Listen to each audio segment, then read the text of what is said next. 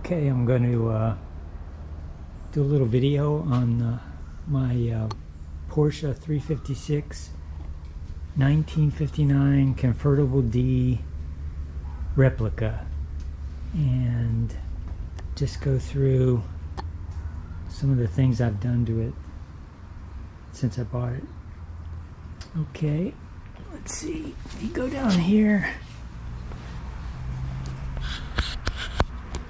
I had to raise the exhaust a little bit. Muffler shop, Richard's Performance exhaust, actually welded in a new stainless pipe. It used to run down like 2 inches down here, and I don't know why I think it was exhaust was designed for the Volkswagen engine versus the Subaru engine. The headers obviously had to be Subaru, but anyway, so I brought the exhaust system so that it's kind of level. Gives me another couple inches of clearance, but still, when I pull out of this garage, I've got this piece of wood I have to put in the alleyway so that the other parts of the exhaust don't hit. Let's see, I've made these, I custom designed and then made these grill badges.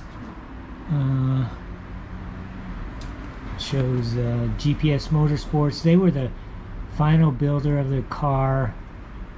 Basically, their claim to fame is the Subaru engine, the air conditioning, and the radiator up front and everything.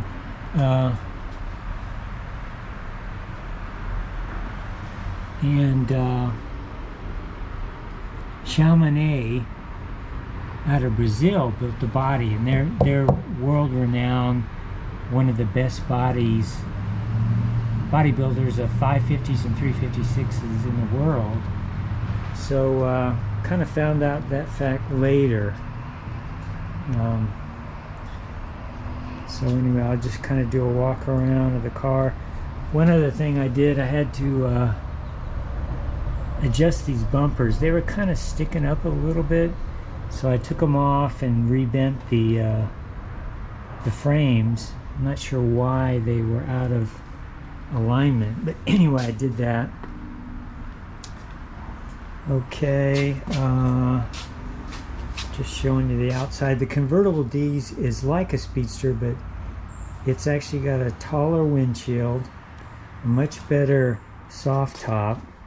Not quite a cabriolet, but a better soft top and better mechanism to put the soft top up and down.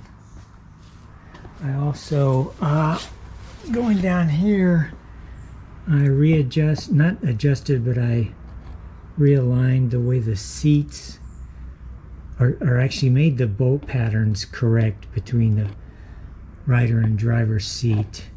I don't know if you can see that, but anyway, I also raised the exhaust a little bit. I did that. Okay. Let's see, what else did I do? Also realigned the front bumpers. They were also sticking up a little bit, so they're perfect now. I actually added the Porsche crest, and this is the authentic Porsche crest from the 1959 year.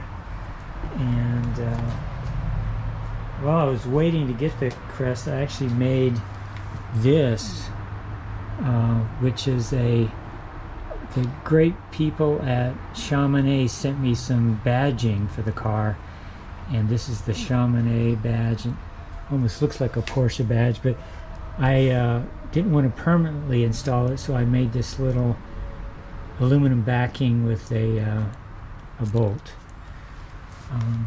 I wanted to badge the car as a Porsche, but then of course I have the grill badges on the back that make it plain to anybody that it is a replica or a tribute car. Let's see, let me open the hood, or the trunk, or the frunk. getting all these terminologies right.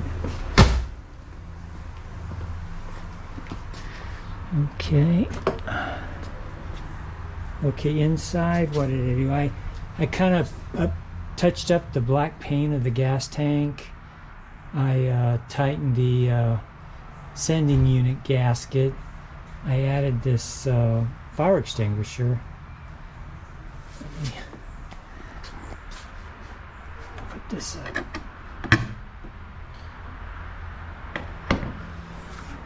I also added this tire patch kit thing. I also added this metal. They had a fiberglass cover here on the radiator, and it was kind of roughly done. I opted to fabricate my own aluminum cover, and it's bolted in. It's much nicer, I think. If you haven't seen it, the radiator is up front. Probably can't see it there's no light here, but it's up front.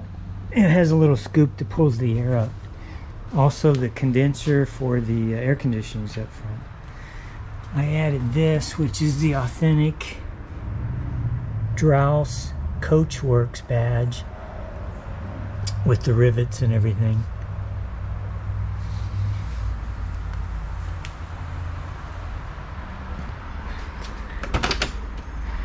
Inside, let's see, I added this little light up here inside the car. I installed the radio, which was really hard to do, but I had to cut the hole here. I had to actually cut holes here for the tweeters. Sometimes people put the air conditioning system there.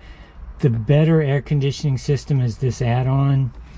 It'll freeze you out. It's great, and so that is the better unit. I'm glad they did that.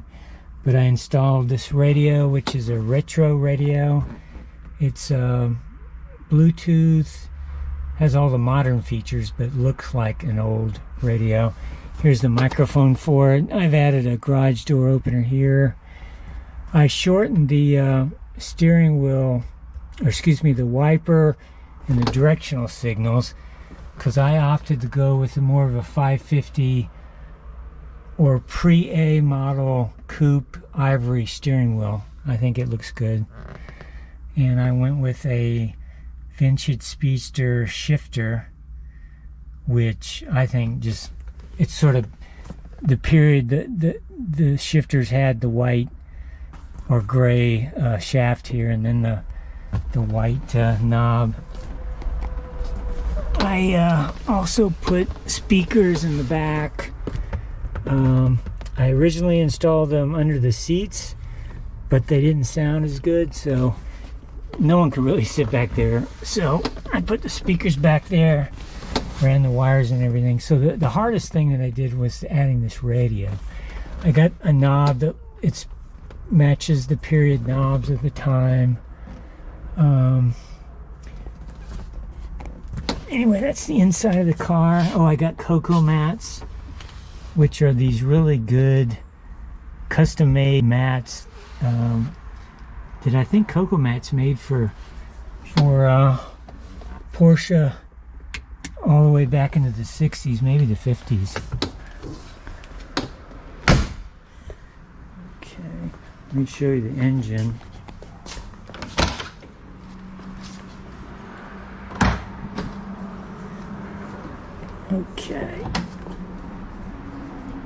Okay, this is a Subaru naturally aspirated, non-turbo, 2.5 liter single overhead cam engine. It's water cooled.